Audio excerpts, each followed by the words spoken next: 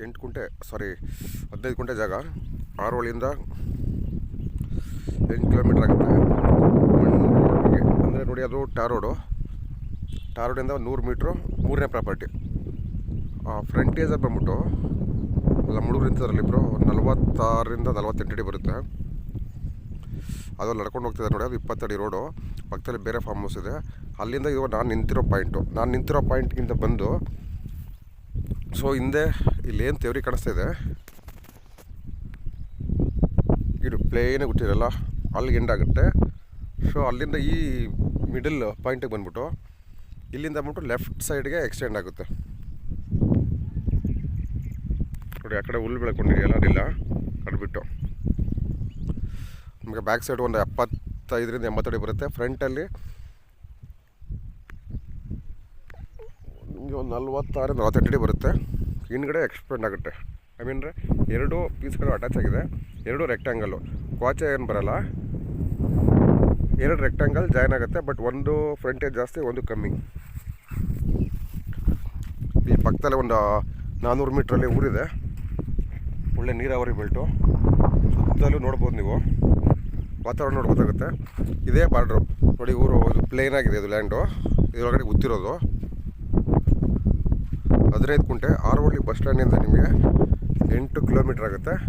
ಹಿಂದ್ಗಡೆ ಕಾಣಿಸ್ತಿರೋದೇ ಎಡ್ಜು, ಏನು ಪ್ಲೇನಾಗಿ ಕಾಣಿಸ್ತಿದೆಯಲ್ಲ ಇದಕ್ಕೆ ಫ್ರಂಟ್ದು ಇದೊಂದು ಪೀಸು ಅಟ್ಯಾಚ್ ಆಗುತ್ತೆ. 2 ಸೇರಿಸಿ 15 ಗುಂಟೆ ಜನರಲ್ ಕ್ಯಾಟಗರಿ ಪ್ರಾಪರ್ಟಿ. ಸುತ್ತಲೂ ನೋಡ್ಬೋದು ಕೆಂಪು ಮಣ್ಣು, ಒಳ್ಳೆ ನೀರಾವರಿ ಪ್ರದೇಶ, ತುಂಬ ತೋಟಗಳಿದೆ. ಸಣ್ಣದಾಗಿ ಫಾರ್ಮ್ ಹೌಸ್ ಮಾಡ್ಕೊತೀನಿ ಅನ್ನೋರಿಗೆ ಇದು ಹೇಳಿ ಮಾಡಿಸಿದ ಜಾಗ. ನಿಮಗೆ ರೋಡು ಕೂಡ ತೋರಿಸ್ತೀನಿ. ಈ ಟಾರ್ ರೋಡಿಂದ ಜಸ್ಟ್ 120 ಮೀಟ್ರು. ಸೊ ಇದು 15 ಗುಂಟೆ ಬರೋದಕ್ಕೆ ಇಲ್ಲಿ ಬೇರೆ ಎಲ್ಲ ಫಾರಮ್ಗಳು ಕಾಣಿಸ್ತಿದೆ ನೋಡಿ. ಸೊ ಟಾರ್ ರೋಡಿಂದ 120 ಮೀಟ್ರ್ 3ನೇ ಪ್ರಾಪರ್ಟಿ ಇದೆ. ಈ ಕಡೆಯಿಂದ ಫ್ರಂಟೇಜ್ ಕಮ್ಮಿ, ಒಂದು 40 ಇಲ್ಲಿಗೆಲ್ಲ ಅಷ್ಟಲ್ವಾ.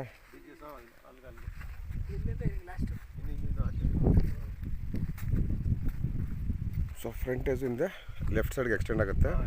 ಈಗ ಪ್ರೆಸೆಂಟ್ 15 ಗುಂಟೆ ಸೇಲ್ಗೈತೆ. ಫ್ಯೂಚರಲ್ಲಿ ಲೆಫ್ಟ್ ಸೈಡಲ್ಲಿ ಇನ್ನೊಂದು 6 ಗುಂಟೆ ಇದೆ, ಅದು ತಗೊಳ್ಳೋ ಕೂಡ ಚಾನ್ಸಸ್ ಇರುತ್ತೆ. ಯಾರು ಕೊಟ್ಟಿದ್ದೆ ಖಾಲಿ ಜಾಗದಲ್ಲಿ ಇದಕ್ಕೆ ಸೇರ್ಕೊಳ್ತಿದ್ವಾ? ಅದೇ ಖಾಲಿ ಒಂದು ಪೀಸು. ಸೊ 15 ಗುಂಟೆ ಪ್ರೆಸೆಂಟ್ ಸೇಲ್ ಇರೋದು. ಫ್ಯೂಚರ್ ಇದು 6 ಗುಂಟೆನೂ ಕೂಡ ಕೊಡಿಸ್ತೀವಿ. ಟೋಟಲ್ 21 ಗುಂಟೆ ಆಗುತ್ತೆ. ಆರೋಳಿಯಿಂದ 8 ಕಿಲೋಮೀಟ್ರು. ಒಳ್ಳೆ ನೀರಾವರಿ ಬೆಲ್ಟು, ಜನರಲ್ ಕ್ಯಾಟಗರಿ ಸೇರಿರುವಂಥ ಪ್ರಾಪರ್ಟಿ.